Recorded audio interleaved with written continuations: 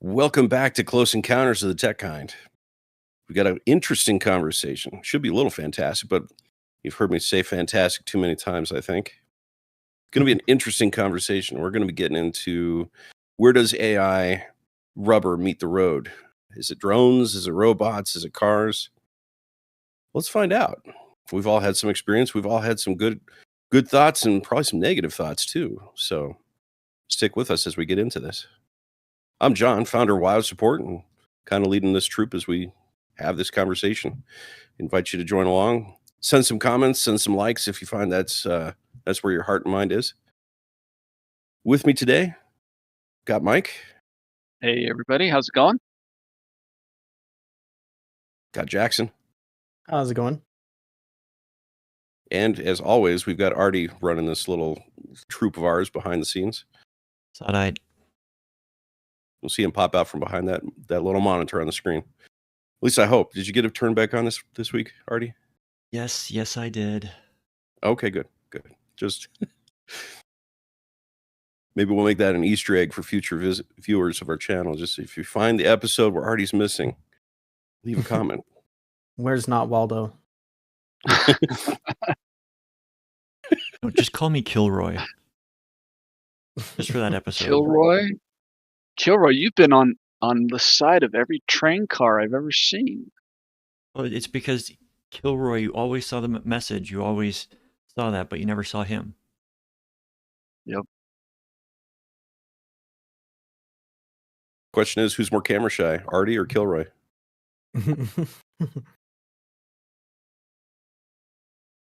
I imagine Artie's just peeking around his monitor looking at me now.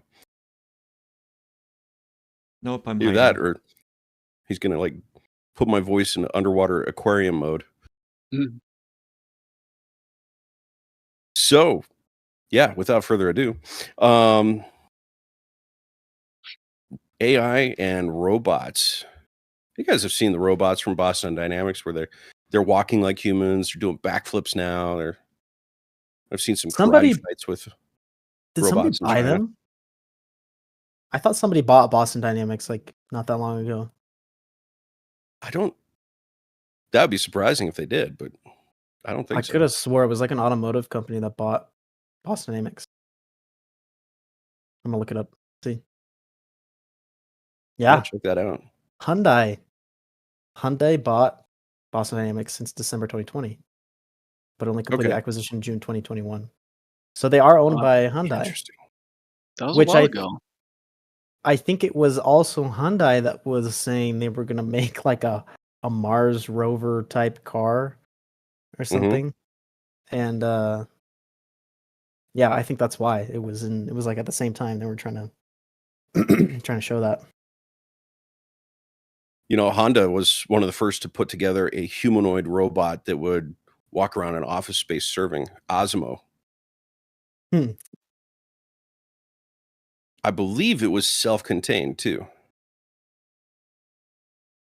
Oh, it's so cute. He's like a mini Baymax. Kind of fluffy. Yeah. That's pretty cool. Yeah. And now we got robots being made in China that do boxing matches. Yeah, I saw that. I saw that. You know, it's ridiculous to think that you look at 40 years ago and what our concept, like we had concepts of robots, like to what they're actually building right now. But I remember like in Hollywood, in TV shows and even in movies, the actual execution of a robot was, I mean, basically a garbage can on wheels with a couple blinking lights, you know? And to me, even as a kid, I remember it's like, well, it's just some guy with the remote control behind the set, you know, making the thing go around.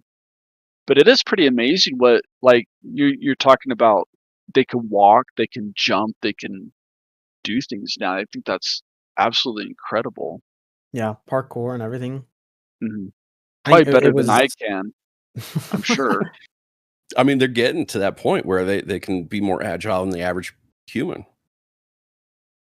Yeah, I think it was last year that they released a video where they showed like the different iterations over the years, and then like you watch it and you see like their first iteration, you're like, oh yeah, that's like, what I think of when I think of like a robot dog or whatever. And then you get up to 2024 and you're like, that's kind of freaky. Like that thing is Yeah. very advanced. Although I would say that, so no knocks on anybody that's a fan of pets. Dogs are awesome. Cats are awesome. I will never really want to own one again, just because of the messes that they create and the upkeep. If I had a robotic pet that acted and was as loyal as a dog, you can pet it, love it, comes up, snuggles up to you, does all those things that cute dogs do, I might do that. Don't have to feed it. Don't have to. John, you're It can sounding take itself for a heartless. walk. So which is going to be more expensive, the bill at the vet or the bill at the repair tech? My dog's So- crying.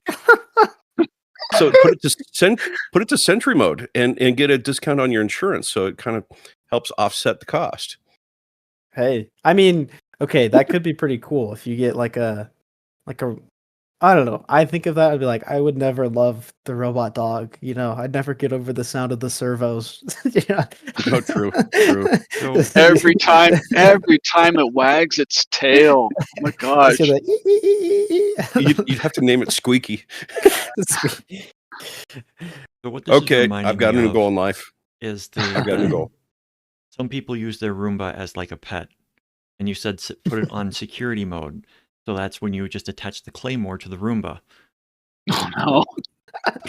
Wasn't there's something about I didn't watch. I should have looked at that. There's something about a Roomba that left, got out in the news or something, and like came back days, weeks. I don't know. I have to look that one up. It's It's just like a something lost about dog. I'm lost. Yeah, it was like surprised. a lost pet, and it wasn't seen for like weeks, and then I don't know if it came back or what the deal You know, was, but Mike, that's really impressive because usually nature abhors a vacuum. yeah, yeah. It's any wonder didn't it just get run over in a road or something by some pickup truck or something like that. Right. I I always do love. recall I seeing love one. watching the. It started mapping outside the house as a new room on the display. So it's got like the house and like the yard part of the street. It comes I back saw- with like a 2 terabyte laser scan of the surrounding 10-mile radius. It's gonna take extra time because I have to vacuum the neighbor's driveway. I love watching those Roomba fails where they like go downstairs or. My favorite, and I laugh every time I see it, is this Roomba just kind of pokes its nose out of a sliding glass door that's open. So the camera is set up. It's one of the security cameras watching the backyard. So you have the egress from the house. You got a nice patio. It's covered. And you have a pool in the backyard. And the Roomba just kind of noses out, goes back in, noses out, goes out, searches a little bit, goes back in the house, comes back out, noses up to the edge of the water, like sticks over the edge, and then pulls back and searches some more. And then a little bit later, it goes over and just hops into the pool. It's like artificial intelligence is not really intelligent. So basically, how that comes across is it was thinking about it, and then decided, this is better than cleaning. Whoosh. Well, going back If given to the chance, if given the chance, a robot will kill itself instead of clean. going back to the robot dog, nowadays, if your dog jumps in the pool, now you have to give it a bath. But if your robot dog jumps in the pool, then you all have to call the morgue. Depends on how protected the batteries are. Right. Just do it like Baymax. Have it float up, like blow up like a balloon. You ever seen a dog shake off all that water? What's a robot dog gonna do? I mean, It won't care. It'll drag it around and yeah. annoy the Roomba. At least that's true. You won't have to give it a bath every few weeks. Oh no, because dogs it clean groomed. themselves. I'll bet you, if there was a robot dog, It would have to have its own little doghouse with a cleaning system built into it. Think of Yeah, it but it like doesn't. those It's not going to get shavers that you can plug smelly. in that are self-cleaning. I've yet to find one that works. What is it that's self-cleaning? Electric shavers. Shavers. Oh. No. I have one, Never seen one. although I lost the docking station like forever ago, but it had like a docking station, just flush it with alcohol, and it was like, it did okay, but not the best. I just throw them away and buy another one. That's an expensive monthly cost. There's no way I could ever dream of actually doing that. But I do No like way. the waterproof idea on those things. So if we had a robot dog that would like go in its house, wash itself off. I mean, I'm almost thinking this is a product idea, guys. I feel like it sounds so heartless though. They'd be like, "Yeah, your real dog? Nah, forget that. Just buy a robot." Here's your upgrade. Oh, I could see it go dark. Like all of us have had pets. It's sad when they go, but I could see a company out there being just let's take the behavior of your passed on pet and put it into the robot. Yeah, it's like an AI. Yeah, 100%. And then one Yeah. step further, taxidermy.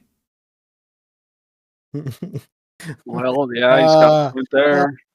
Now that okay, I don't want to get too detailed on it because that's gross, but I don't think a robot would survive. I don't think the taxidermy would survive a robot moving around. No, but you could. I bet there's synthetics. There's got to be Oh, synthetic materials. Like, resurrect Fluffy into robotic dog, Fluffy 2.0. Here's what I'll tell you.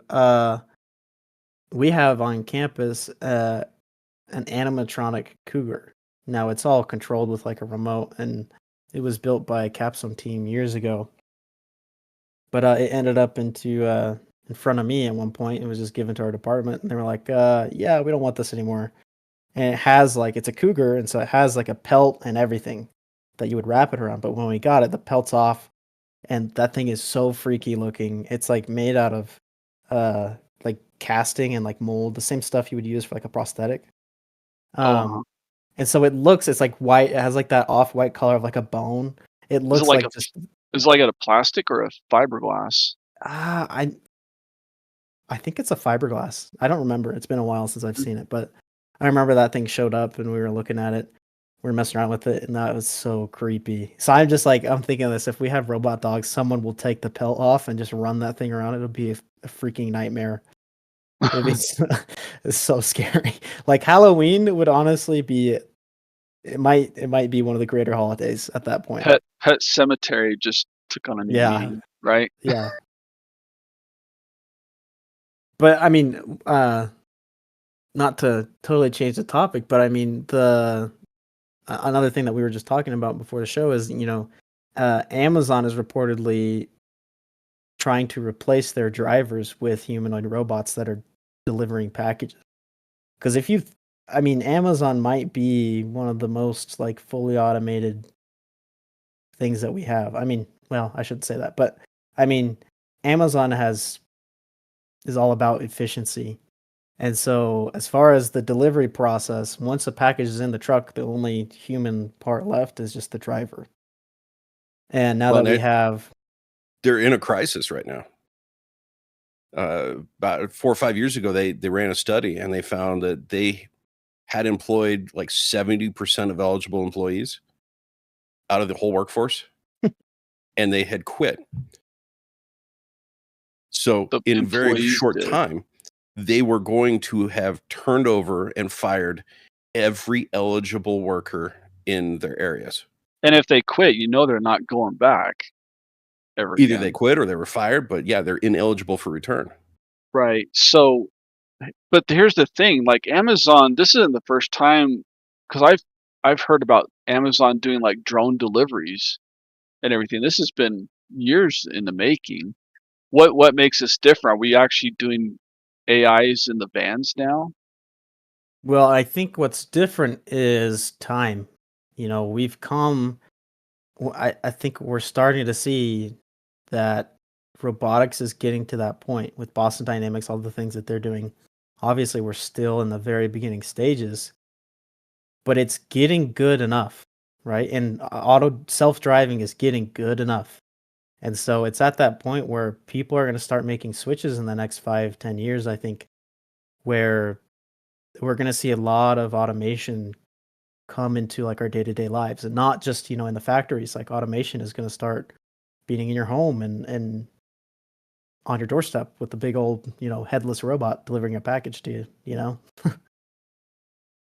So are we thinking like really some kind of a humanoid robot is going to make the last 20 yards to my doorstep, or is it I think so. we going to I have to get mean, special Amazon receptacles for our packages that it can deliver to? And I don't even think so. I mean, if you think about it, you're right. It's the last 20 yards. That's all a robot needs to do.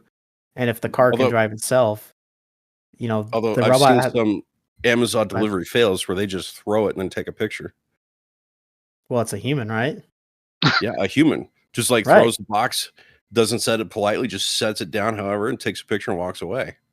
Right. If they adjust the packaging just a little bit, you could have a robot throw it at the porch, not delicately. It lands there, you take a picture, and robot drives on. Alternately, it goes through the door because it was sent with such force. well, here's the thing is that the way my house is that I've got kind of a vestibule entryway. So I've got a screen door, and then I've got some space that I consider my porch. And that's where our Amazon guy's been really good. That I mean, some of them have left them outside the screen door, which I don't like because then the weather gets to it, and it's also a lot more visible for the porch pirate to come and, oh, hey, look, Amazon packages, let's go grab them, see what we got. But they're more than welcome to come just inside my screen door and then leave it on the porch there. And they're really good about that. And in fact, just the other day, I was just coming back and the Amazon guy was right in front of my house dropping something off for a member of our household. And he's really quick about it, but he takes the picture, he drops it off, and runs back to his van. And he's not there more than, I can't say it's more than a 30-second stop, 30 you know. seconds is way too long. Should be done in 12. And that's at the most. That's like if he's got a bunch of packages, Yeah. like most of the time it's like a 15-second or less hurry, drop it off and go. And so I don't know, if the machine can be nearly accurate every time, I don't know, is the machine going to be really that much faster than a human? It's what the machine can do. 24-hour delivery, though. That's It true. will be up at 2 No a.m., bathroom 4 breaks. a.m. It doesn't care. Yeah. It'll just go. And Charge the so, van, and the van charges the robot. yeah. So here's somebody, clip this, save it. I'm about to predict Amazon right here. I'm gonna tell you, this is how it's gonna happen. If they do indeed go down this route, I guarantee you there will be an opt-in program or some sort of a thing as they're starting this out, where either, like John was saying, you'll have a chest. They'll send you like an Amazon drop-off chest. You put that outside your door somewhere, and or if you just want to set like a location, you'll take your phone, take a picture, or maybe, most phones that last like almost 10 years have uh, some sort of 3D mapping. You map your front of your porch with your phone, submit it. You tell it, I want the package to sit right here, and that'll be like the pilot program. It'll probably be, start with a chest, I'm sure, because that also takes care of what do you call them, package thieves. If you Porch have something pirates. that's Yeah. porch pirates, yeah. If you've got something that's grounded and it can only be unlocked by, an Amazon truck, well, one, it's more secure. Two, it's easier for a robot to, find and put a package in safely and correctly. Do they still do the garage door thing? Do you remember that? I Where it think was they What is stopped that? that. did they what? I think there was too much liability in opening the door Yeah. for drivers. that was like a thing I remember for a little bit. That is like, we have a remote, you have a remote. We're the only two that have a remote. If you opt into this, then we can leave it inside your garage door, kind of thing, and then shut Mm, the door again. But yeah, I yeah, he always, thinks. when that came out, I kind of thought, I don't know about that. Like, I see that as something that could be maybe hacked, or even No, just, it's still a thing. it is still a thing. Inside delivery in garage Huh. and special delivery options for large and bulky items. Here's the Hmm. thing, though. I mean, a little tangent here. I think garage door openers are probably have been forgotten about, honestly, like security wise. Those things are pretty easy to get around. If someone knows what they're doing, like it's not hard to spoof a garage door opener. They put them on rotating frequencies. So like Yeah, the whole industry went to rolling codes. rolling I code. would hope Yeah, so. I and remember I had it was my dad. He had a storage unit and he had an opener that he bought, like, you buy your own opener, and he goes to the thing and his opener was opening somebody else's door. And Mhm. so, well, I would hope so, and I am sure Okay. they have, but So here's one for you. In the early inception, and I don't want to talk, shall we say, conflicts, military conflicts. I don't want to screw up the algorithm, but a former teacher of the tech lab I grew up in was contracted to go over and solve the improvised um, life-changing devices. Again, I'm oh, talking in code right. here, guys. Yeah, I Like know what you're talking about. Uh-huh. things go boom. Um, so his solution at the early days was he went to the hardware store and he bought every garage door opener they had, and they nailed all of them up to this piece of plywood. They had 17 buttons, and so you'd have somebody sitting the side of the car just pushing all those buttons all the time, sending the codes out, and it Pre um, pre pre pre-executed the pre-triggered. pre-triggered the roadside event. wow. Huh. So saved a lot of lives. So garage doors, it is a forgotten technology. You're right, Jackson. People don't pay attention. Yeah, I Huh. think there's a lot of Anybody things with a like that. garage should lock their door from the house to the garage always. There should be no reason to have that unlocked.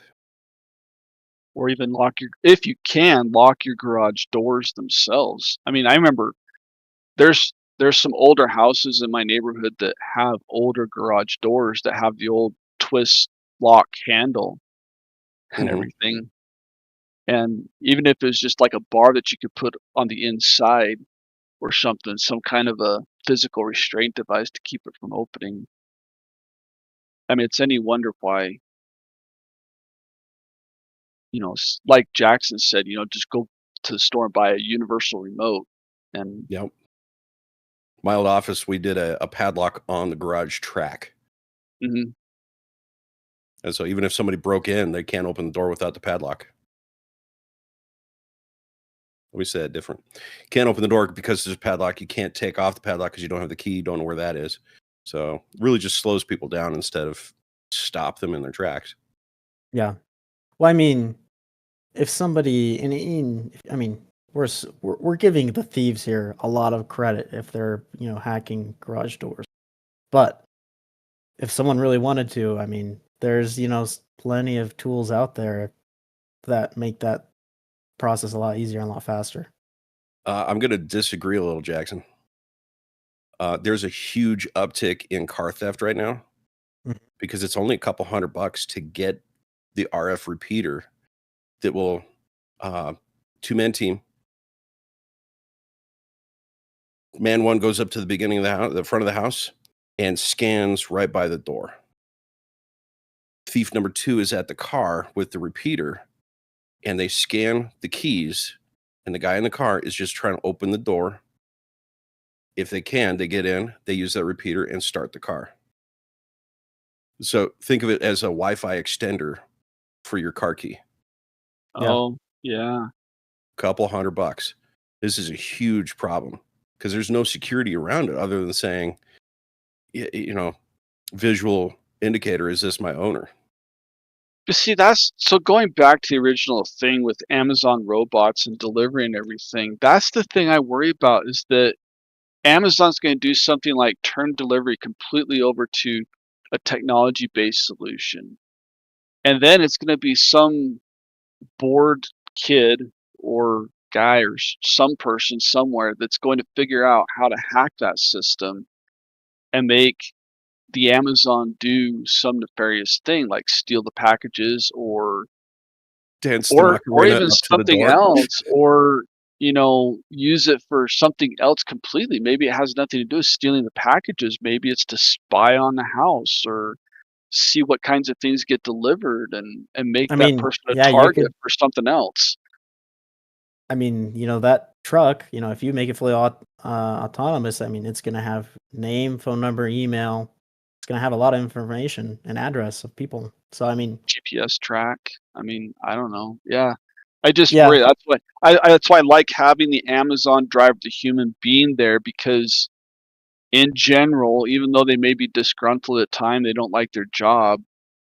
I don't think that they're going to do anything totally nefarious, other There's than just deliver my package there's or consequence. or If throw it on my porch. I mean, yeah, but if a robot's doing it, there's no consequence other yeah, than yeah, say, there was hey, a Amazon, consequence. ship it again. Or worse yet, if you had a team block in a truck, the robots aren't going to defend themselves as thieves go through and just empty the truck of all the packages. Hmm. true. Well, Or better then yet, you throw the then robot out and drive the truck off. that's when you talk to China and you get the boxing software and you add it to the. Yeah, It turns on self-defense mode and you just get right. clocked by a robot. Yeah, be like Robot Neo. war. Download me a karate program or something, and That'd be hilarious. The thief gets in the van, just looks at the guy, is like, hey, what are you doing? The robot looks at him and says, I know Kung Fu.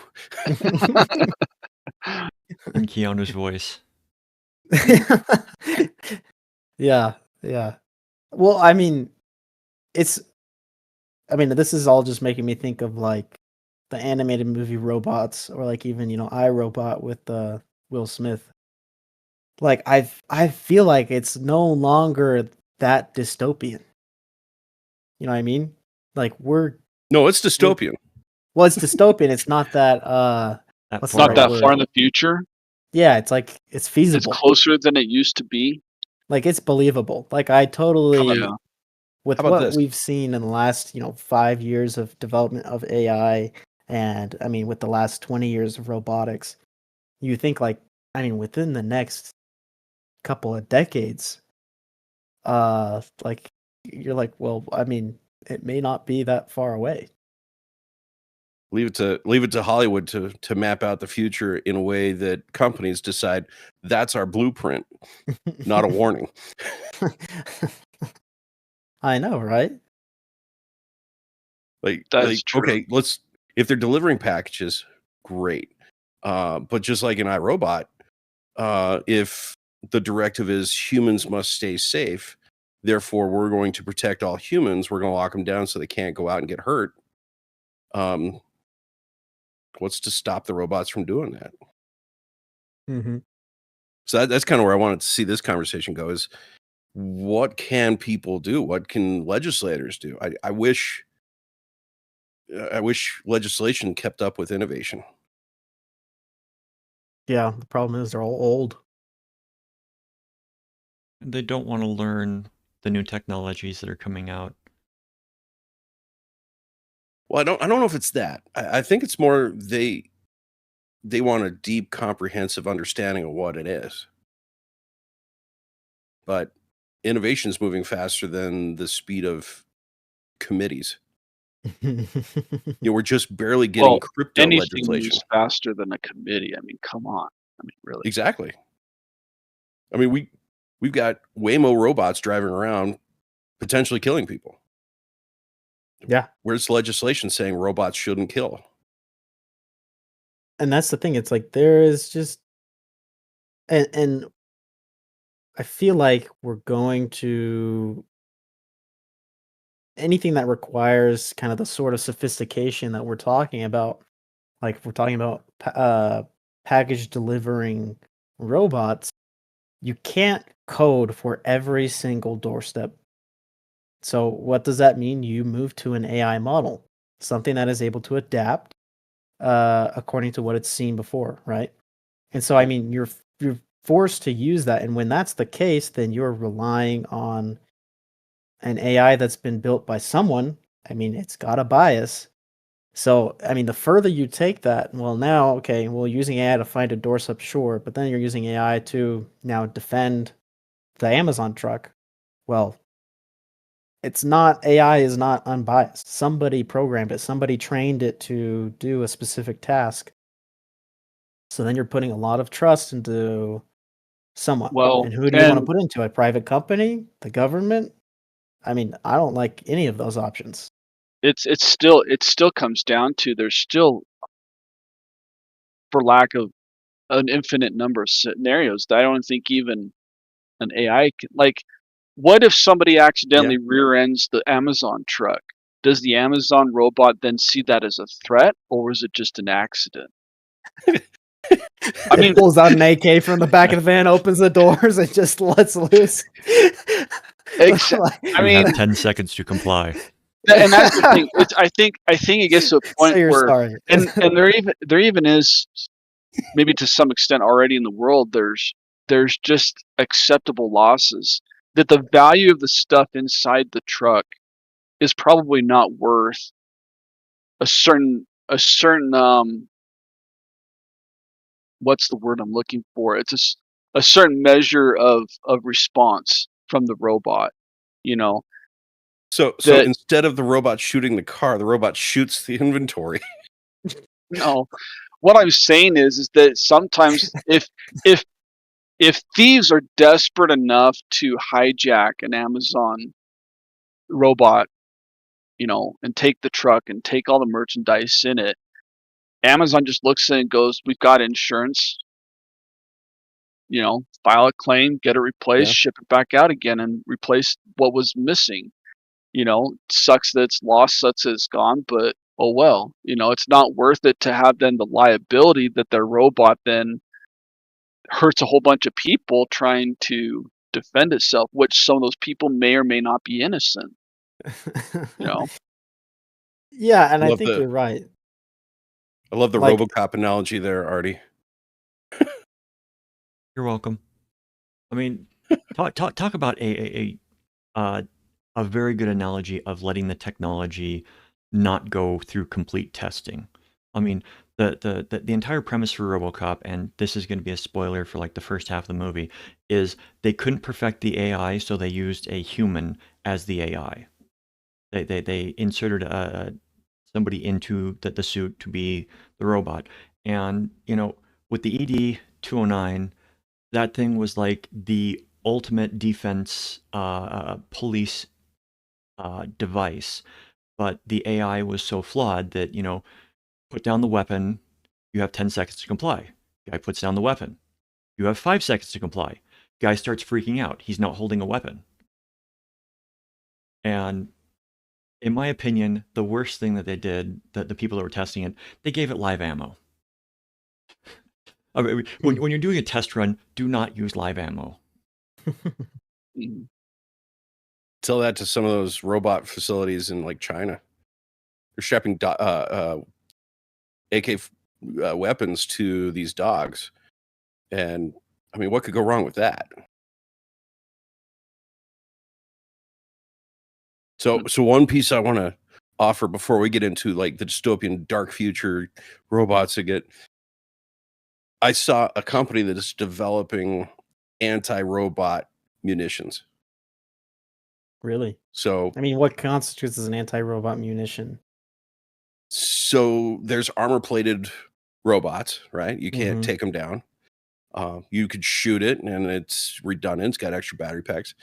This company builds.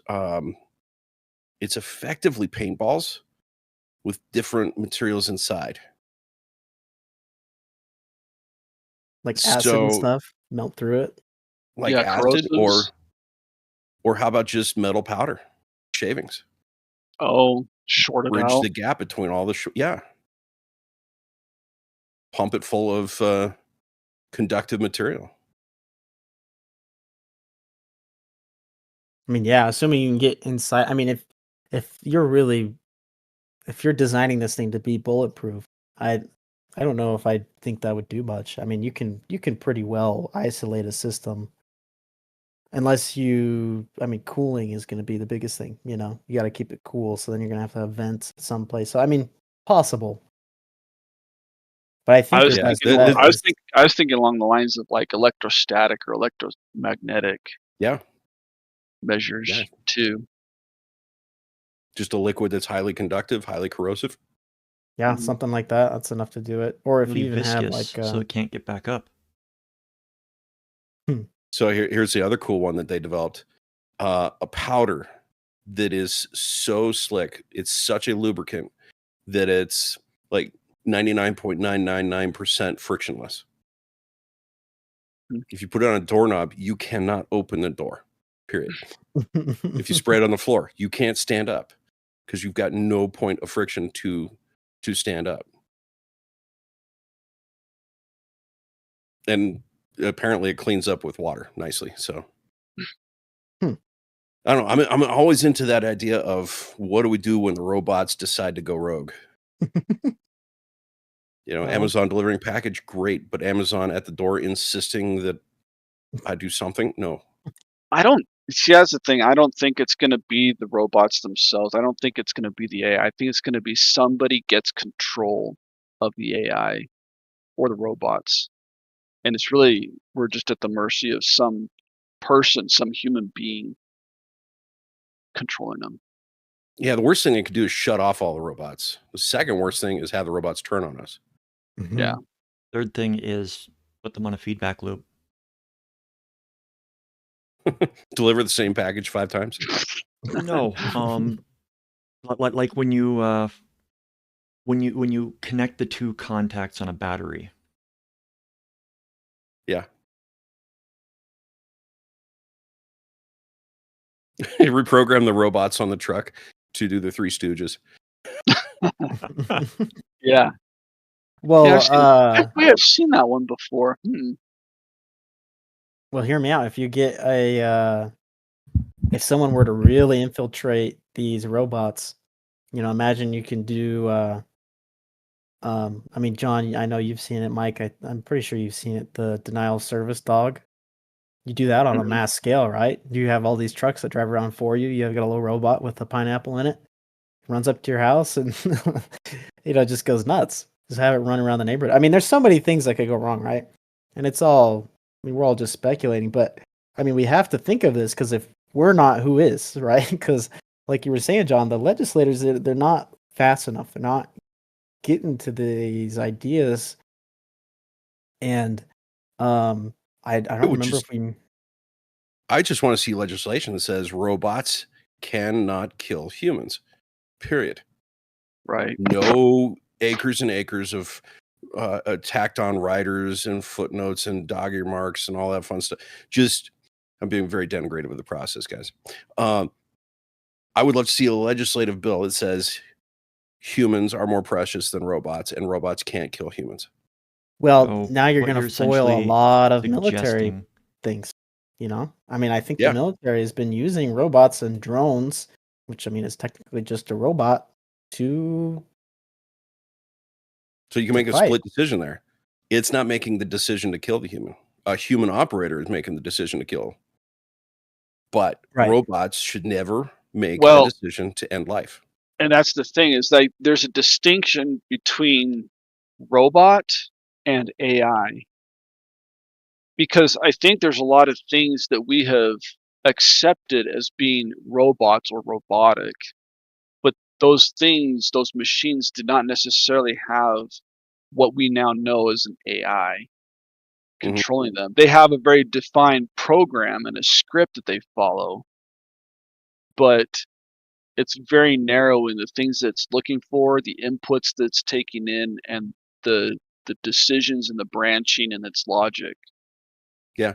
Mhm. I mean, machine learning has been around for a long time, Yeah, but when we talk about machine learning, it's all software. I mean, it's the software is doing the learning, and yeah. it's but I mean, I feel like this is the first glimpse that we've seen of machine learning actually being put to use on a machine or a robot, right? Well, Because and go ahead. I was just gonna say that, I mean, like Mike was saying, there's a stark difference of, robots, a few years ago were, motors and servos that had predefined tasks, Mounted and in they a just garbage perform can. the yeah, and they just have the exact same like I mean, if you look at any sort of an automotive like manufacturing line, which I think is super cool to watch. They They just are. have all these Way robotic cool. arms and they perform the same task over and over. There's no learning. Like at the most, it's got a camera to make sure it's lined up correctly or something like that. So we're making a shift and we're introducing this new thing where we're adding these AI models that are now changing its function or adapting it. And that's where we're coming into unknown territory that we haven't done that before. Where now you're putting the programmer kind of in the back seat and he's overlooking it rather than defining specific things that it should do. And Yeah. so I mean it's a double-edged sword. It's very good because it means we're going to make lots of progress in lots of industries, but then at the same time, at what point does the programmer no longer making big decisions? So I gotta ask you, I know at least one of you is familiar with the robotic mice and the yearly maze competitions that they've put out. Funny. I John just and I talked to just talked Jackson about about it. this.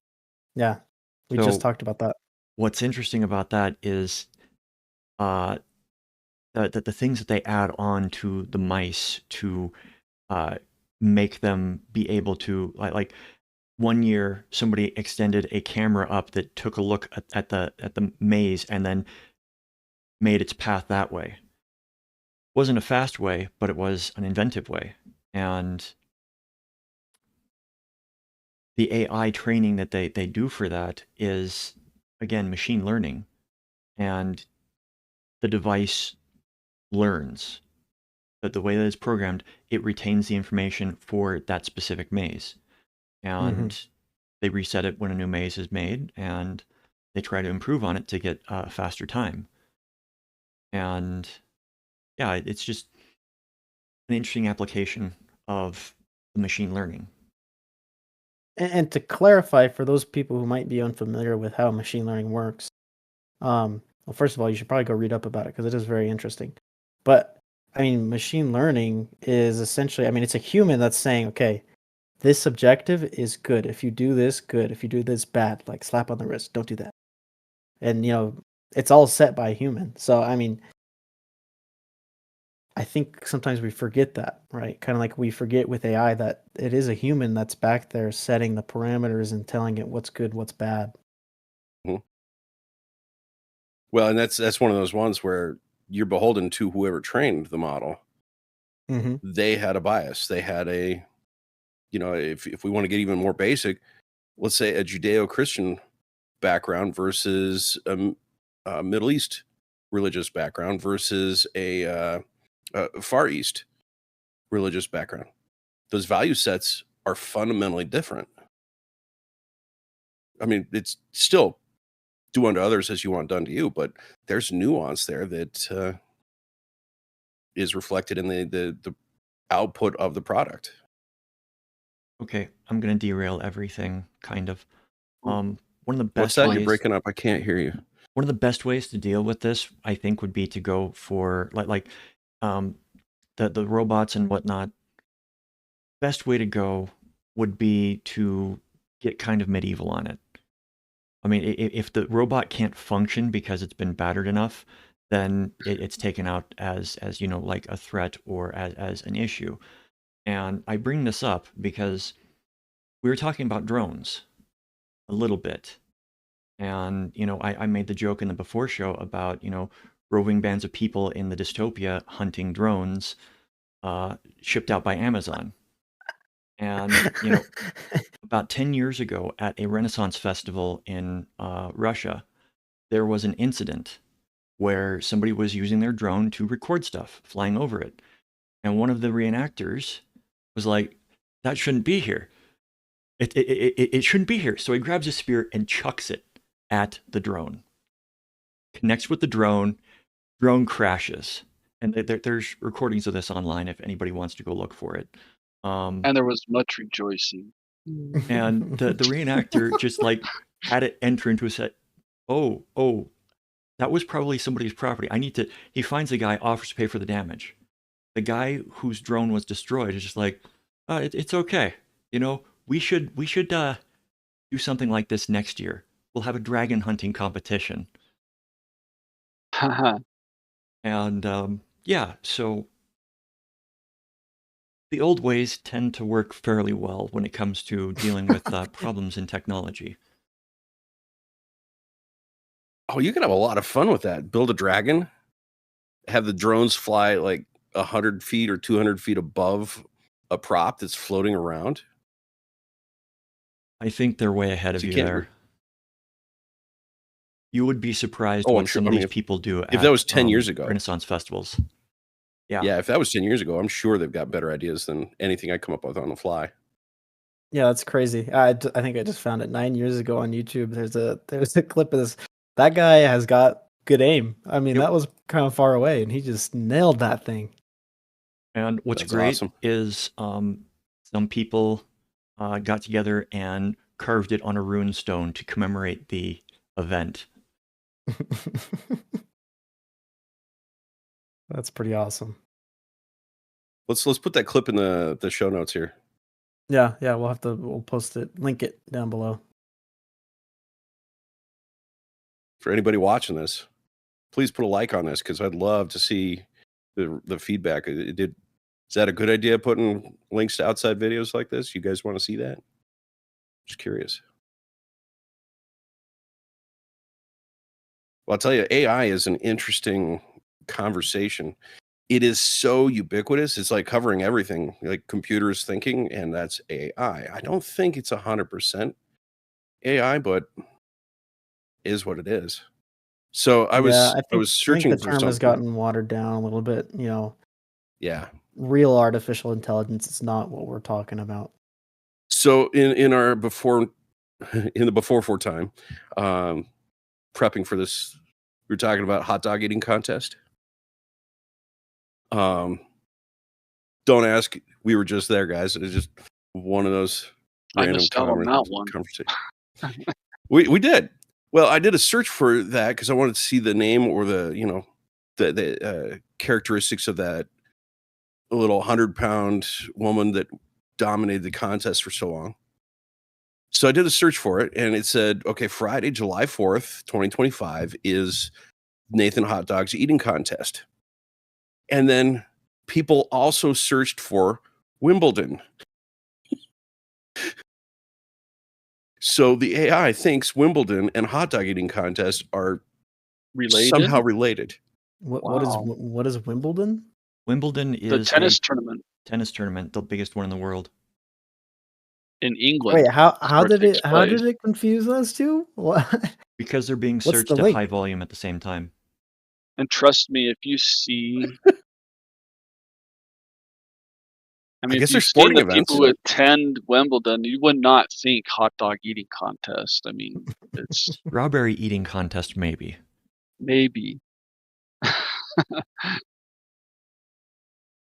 Yeah, it was one of those ones that just made me laugh when I saw it. It's like, AI is not as smart as people think it is. There's actually a company, I don't want to misquote it. Maybe Artie, you could look it up, but instead of being AI, they had a team of 700 staff in India running the search queries and doing the intelligent actions. They got caught just recently. I'll look that up. That sounds like the amazing widget, and then when you open it up to find out how it works, it's just a mouse on a mouse wheel inside, right? Yeah. Well, and it was both hysterical and sad because this company had sought out investors and duped them out of millions of dollars because the AI is doing so good. Well, it was. It just wasn't actual Cool. AI. It was. Yeah, I Go just for found it. it. I think you got it. It was 2018 that this happened, and it was a company called Nate, which claimed that it was making an AI. I'm doing this from PC Mag, and he was charged with securities fraud because he was trying to raise money for what was supposed to be an AI company, and it was just outsourced people answering questions. And it ran out of money in 2023, and they were forced to sell assets, and it was a total loss. Yeah, there was no asset of intelligence. Not even in the person that created the company. No, there was some intelligence there. You can't be a grifter at that scale without intelligence. Okay, there was no But wisdom. yeah, it's no wisdom. So we're getting close to the end of the hour. How much time we got? 10 minutes. How much? 10. Okay, you got to lean closer to that microphone. I'm not hearing you. 10 minutes. 10 minutes. The statue has Okay. spoken. I think that was the 10-minute warning. 10 minutes. You know, I mean, we're a tech company. You think we put clocks on the wall or something? No, the Just clock go will low take tech. over. Sundial. I got a clock right here on my Indoors. screen. I just don't remember what time we started.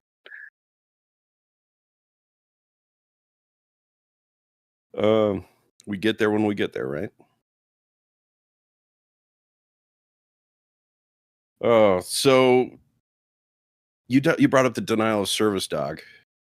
That was a That's another great video. That's another great video. We should. You link eat I too would much hot love- dogs, that last one is going to be a denial of service dog. So the speaker's name is Gene Bransfield. This is DEF CON 22. DEF CON being a convention for, shall we say, gray hats, white hat hackers. But yeah, his talk is weaponizing your pets. It's hilarious. He's an entertaining speaker. He's goes through his journey of learning how to solder and how to build things, how to sew things. Definitely worth watching that one. My favorite is, so he stitched together a pineapple. You guys know what a pineapple is. Mhm. So he set it up so it would play, it would rickroll and play a couple other videos. But as he's walking around, his Wi-Fi would hijack people's cell phone Wi-Fi and redirect it to rickroll. Rickroll. Nice. So as he's walking around like a Best Buy or something in the TV section, you would hear people off in the distance with the song playing loud on their phone as they're looking up prices or something. And he stuffed it all into the service dog pack and had a little patch on there that said denial of service, which I think is hilarious. So he had the denial of service dog following him around, going to restaurants and stuff. And nobody even looked. They just saw the little service dog pack and went on with their days. But pineapples are very, very interesting devices. Or One of the things anybody I've here that learned might is, not know what it is. Could you explain what a pineapple is? okay, do you know what a pineapple is?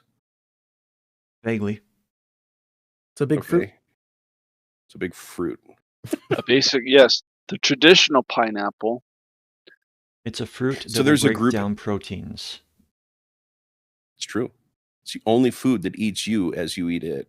Unless you cook it. Which is why you put it on pizza. Ooh, great point. Great point. Or Full circle on that. I like it. you grill it with a little bit of cinnamon and sugar. Very good. Oh, Ooh. now I want to go. Oh. Brazilian steakhouse. Fire up the Mhm. grill at home. Ooh. You're welcome. Anyway. Okay, so not that pineapple, guys. We The digress. pineapple. Hack 5 came up with a product called the pineapple. Um, it basically listens to wireless communications. I'm gonna try and say it in simple terms so I don't get too technical and get too far in the weeds. When you get on your phone and you connect to your home's Wi-Fi, your business Wi-Fi, whatever, it reaches out and says, "Hey, are you there?" It doesn't listen. It proactively sends a message saying, "Hey, home Wi-Fi, are you there?" Um, By the way, these it's been guys, taken off of Amazon, just for those wondering. what, the pineapple? Yeah, there's an Oh old yeah, listing, but you can't get it on Amazon anymore. no, you got to go right to Hack 5. And I don't necessarily advise people to not get this. I think knowledge is power, and getting this in everybody's hands is a good thing. I think people should stay within legal boundaries and only hack devices that they own. Hmm. Don't go rickrolling people at a Best Buy. That's bad. But Pineapple will imitate your home Wi-Fi or your business Wi-Fi. So if you've got auto connect on your phone or your laptop or your tablet and you're walking through the airport, it will auto connect to your home. It will trust it like it's your home Wi-Fi and share information across the Wi-Fi as if it was your home, secure, known friendly territory. Boofed AP, huh? Yeah. So it basically becomes a chameleon. Any name, it says, "Yeah, that's me. I got you." There's a guy that got um, really, really yelled at. He's in jail for a few years because he ran one of these on an airplane, and he set himself in between. He would take the user's session, have them log into their Facebook account, and then log in to the internet. So he put a web page on his system that would look like Facebook and say, "Give me your name and give me your password. Thank you." And then take you to the real internet. So he got dozens of Facebook names and passwords. Yeah, on a flight. Yep. Somebody was smart enough on that plane to say, "Hey, I know what's happening here," alerted the authorities, and the men with handcuffs met him at the landing zone. Good for Yeah, them. I want to say it was If I some guy from recall that Australia. story, it was over 40,000 credentials he harvested in Oh the time that he was gosh. doing that. Wow. Because it wasn't just on the plane, it Sitting, was also the people that were like in the terminal and everything like yeah. that. Right. I mean, if you think about it, if you're sitting in an airport, you look around, And thousands they're of all people waiting, walk and by you. they're all waiting for an airplane. So they're what are they doing? They're browsing Facebook, and all of a sudden it kicks up. Oh, you need to log in again. Oh, okay. Well, worse than that, it's a man in the middle attack. Hmm. So if the apps that you've installed on your phone have weak security, it goes through the trusted Wi-Fi. It's trusted. I don't have to run full AES 256. I can just use my base encryption. So there's also ways of modifying things to remove the encryption from access point to device, and he had done that. So there was ways of decloaking things. Moral of the story: turn off auto connect for Wi-Fi on your phone. Do it now. Don't let your phone automatically connect to anything. It's a major inconvenience at times, but Oh yeah. Oh yeah. it is safer. Remember, we always got to balance. It's a trade-off. You're either going to be very convenient or very secure. Hmm. I don't think that there is any such thing as having ultra convenience that is ultra secure. Yeah, I mean, at the very least, when you're traveling, it's a good idea But definitely when you're traveling, yeah. because That also travel includes is Bluetooth. yeah. Because I mean, I It's think very inconvenient we when you got one of these. traveling is a big deal because it's a huge market for this kind of hacking, right?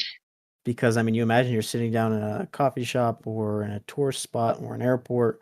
I mean, thousands of people are going through that area an hour. And so, Well, they're one, it's hard for you to get caught, and two, it's just it's a farm. they're getting better. So the access points that are installed in airports can also listen for these beacons from a pineapple. So they can find you pretty quick. Mm. But On that note, cat and mouse. Wi-Fi access points are also getting a little scary with things that companies that manufacture them are getting into. Xfinity is rolling out a program where your router can act as a motion sensor. How? Because it's literally scanning the room. And so then, I mean, there's just a slew of things, and that was kind of off topic, but I mean, there's a slew of things that come Is with it that. is it just Of basically turning it into a radar? yes, So 15 years Wow. ago, some kids at MIT figured out that you can do echolocation with Wi-Fi signals, and they had a Yeah, proof of concept.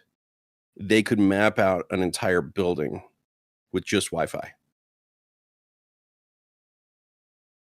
that's and So crazy. I'm not surprised. it's a similar type of technology that, or at least along the same lines as what they use for doing accurate locations. I mean, it's all using Wi-Fi routers, and there's a lot of public um, information that gets shared across those routers in order to give those services. Like when you're in, because the way GPS works is you need 4 satellites to pinpoint your location. For you can technically use 3, but we live in the real world, so you need 4, right? But if you're in New York City and you're surrounded by skyscrapers, you're not going to have very good line of sight for 4 satellites. So how do they combat that? Well, there's access points all over New York City, and so there was a big thing that went down with this. I think it was last year, because Apple uses that same technology to pinpoint, an Apple device. So that's how Maps knows where you're at. But then people found that there was a huge security hole with it that, well, anyone can see that information. Anyone can see where anyone's at. And so it's, yeah, I mean, it's just more of this thing where we're advancing technology using, Wi-Fi routers, and you have these things, with pineapples. Uh, there's just so many things that you have to be cautious of and look out for. Google got in trouble because, um, so rolling back the clock a decade or so, they had cars driving around doing Street View.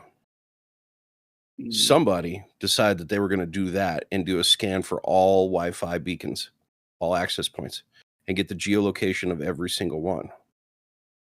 Okay, so that's one creepy. That's gathering everybody's information. Where it went off the rails is somebody decided to start logging into those Wi-Fis and scanning inside the networks. They would only do open. They wouldn't try and crack in. But if you didn't have a password on your Wi-Fi, it would log in and it would do a deep scan of that network. This was a side project that somebody did. It went to every car. They did it for like a couple months. And then leadership found out this was going on and put a big stop and huge apology to that, because that's way too far, way too invasive. They'd rather their own software on those devices scanning it, but not the car That'll driving have down to the road. wait for another show. Oh, did we ever blow past 10 minutes? Yeah, we did. Awesome. Well, appreciate the interruption and shutting down our conversation there, Artie. That's wonderful. If I'm not good at anything, it's shutting stuff down. Was it Kilroy Well, or Killjoy? I can't remember now. well, on the lovely parting message given to us by our flight engineer here, I think we should wrap it up. Well, until next time, I'm John. I'm Mike. I'm Jackson. Good night, Gracie. Oh, you say the punchline without. All right, fine. On that horrible ending, we'll catch you all next time.